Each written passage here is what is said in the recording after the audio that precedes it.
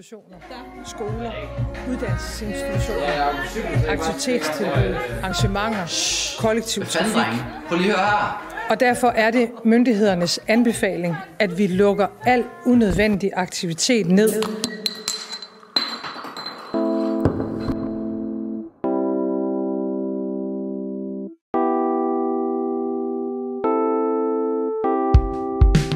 Fanden er en dreng røv i coronatid, så inde lukket, jeg kan fandme ikke lave en skid. Jeg savner øl, jeg savner felt, jeg savner mine dreng. Jeg savner at tage billige piger med hjem i min seng. Det føles så mærkeligt ikke at vågne op med tømmer, men de gamle synes det er herligt, jeg fordømmer dem. Hvad fanden er en dreng røv i coronatid? Jeg kan sgu ikke sidde herhjemme for altid. Nej, det kan jeg ikke, så jeg går ud af den dør. Og når min mor hun står i dørkarmen og spørger, så står jeg der, og jeg ved sgu ikke helt what to say.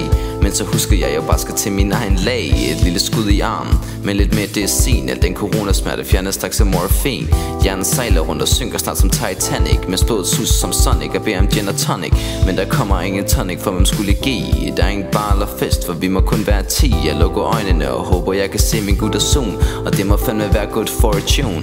For da jeg går ind i ventestuen, er det som at være vidne til en hel cartoon. Og der er balloons, en høj på mushrooms, og de to er sgu på vej til the bathroom. Hvad fanden er en dreng røv i coronatid? Så inde lukket, jeg kan fandme ikke lave en skid. Jeg savner øl, jeg savner felt, jeg savner mine dreng. Jeg savner at tage billige piger med hjem i min seng. Det føles så mærkeligt ikke at vågne op med tømmer, men de gamle synes det er herligt, jeg fordømmer dem. Hvad fanden er en dreng røv i coronatid? Jeg kan sgu ikke sidde herhjemme for altid.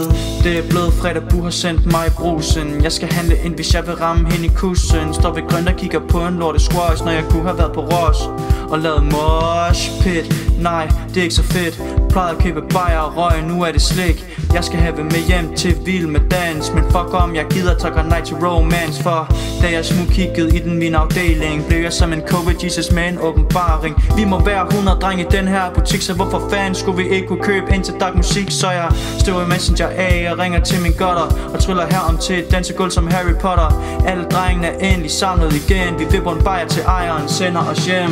Hvad fanden er en dreng røv i coronatid? Så inde lukket, jeg kan fandme ikke lave en skid. Jeg savner øl, jeg savner felt, jeg savner mine dreng. Jeg savner at tage billige piger med hjem i min seng. Det føles så mærkeligt ikke at vågne op med tømmer, men de gamle synes det er herligt, jeg fordømmer dem. Hvad fanden er en dreng røv i coronatid? Jeg kan sgu ikke sidde herhjemme for altid. Mit hungrende hjerte står og kigger på en boldklub. De hujer, spiller, griner og løber uden stop. De hygger sig, de råber og de står tæt. Hvorfor fuck kan fulde mig så ikke få det fedt? Men fuck det, jeg er færdig med at kigge på. Nu er det nok, min dreng er færdig med at gå i stå. Vores egen gymnastikforening og ølstafet er vores disciplin. Min dreng er det nye SIF. Vi drikker og drikker, bunder bajer på skift. Vi løber ikke så meget, min ven, men fuck det, for drengene er sammen igen.